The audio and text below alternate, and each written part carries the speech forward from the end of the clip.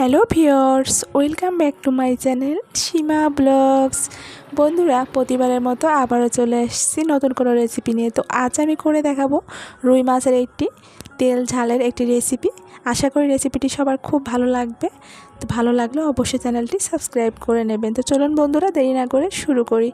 আমি এখানে প্রথমে রুই মাছ নিয়েছি, তবে মাছগুলো ধুয়ে পরিষ্কার করে কেটে নিয়েছি। 6 পিসের মতো মাছ নিয়েছি। এবার আমি এখানে 1 চামচ আদা রসুন বাটা দিয়ে দেব, লবণ হলুদ অল্প করে। এবার এখানে আমি সরিষার তেল দিয়ে দেব। অবশ্যই এখানে সরিষার তেল দিতে হবে। তেল দিয়ে আমি ভালোভাবে মাছগুলো মাখিয়ে নেব। আর হ্যাঁ বন্ধুরা, রুই মাছ তো অনেকজনে অনেকভাবে করে খেয়েছেন, একবার হলেও এইভাবে ট্রাই করে দেখুন, আশা করি ভালো লাগবে। তো আমি এই মাছগুলো দেখুন সব কিছু মাখিয়ে এবার আমি এটা লাল লাল করে ভেজে নেব। তো আমি পুরোটা আসলে ভাজা দেখাতে পারিনি, কারণ ভিডিওটা বড় হয়ে যাবে এই কারণে। তো যাই হোক, আমি মাছগুলো ভেজে তুলে নিয়েছি। আর এই পাশে একটা প্যান বসিয়ে দিয়েছি।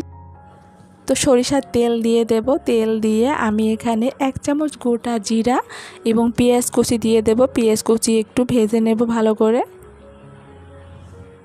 একটু লাল লাল করে ভেজে নিয়ে এখানে আমি দিয়ে দেব আদা রসুন বাটা, পেঁয়াজ বাটা, শুকনো মরিচ বাটা। তবে হ্যাঁ, আমি এখানে বাটা মশলা দিয়ে করব, শুধুমাত্র জিরা এবং ধনে এটা আমি বাটিনি, এটা আমি ভেজে গুঁড়া করে নিয়েছি গরম মশলা একসাথে করে। তো যাই হোক, আমি একটু সামান্য জল দিয়ে আমি মশলাটা ভালো করে ভেজে নেব।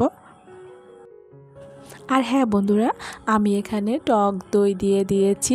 আপনাদের হাতের কাছে যদি টক দই না থাকে তাহলে দেওয়ার প্রয়োজন নেই। তো আমার হাতের কাছে ছিল, আমি এই কারণে দিয়েছি। তো যাই হোক, এবার আমি এখানে 2টো টমেটো কেটে দিয়েছি। কেটে কিছু সময় ভেজে এবার আমি জল দিয়ে দেব।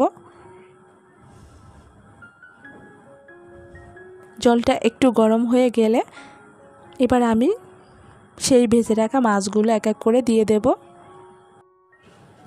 তো দেখুন, এখানে মাছগুলো দিয়ে আমি একটু ঢাকনা দিয়ে ঢেকে দেব।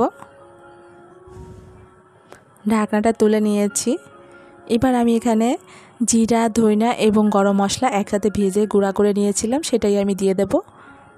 তো একসাথে বেটে নিলে হয় কি, ভেজে গুঁড়া করে নিলে হয় কি, দারুণ একটা ফ্লেভার আসে। যেহেতু গরম মশলাও দিয়েছি সাথে, একসাথে ভেজে একদম গুঁড়া করে নিয়েছি। এই মশলাটা কিন্তু খুবই মজার হয়। তো একবার হলেও আপনারা ট্রাই করতে পারেন আমার মতো এইভাবে, মানে ধইনা এবং জিরা আর হচ্ছে গরম মশলা 3টা একসাথে।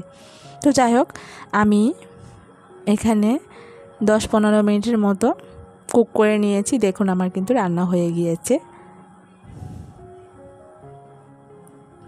আর গ্রেভিটা একদম গাঢ় গাঢ় হয়ে গিয়েছে। আর গ্রেভিটা একদম মাখো মাখো হয়ে যায়, দারুণ লাগে বন্ধুরা। তো যাই হোক, এবার আমি নামিয়ে আপনাদের দেখিয়ে দেব। আসলে আমি ভালো করে আপনাদের সামনে পরিবেশন করব এরকম আসলে আমি সময় পাই না, কারণ আমার 2টো বাচ্চা আছে। বাচ্চাদের সামনে ওদের সামলাতে আসলে সময় চলে যায়। তো তারপরে আর কি ঝটফট করে নামিয়ে নিয়েছি। তো কেমন হয়েছে আমার রেসিপিটি অবশ্যই কমেন্ট করে জানাবেন।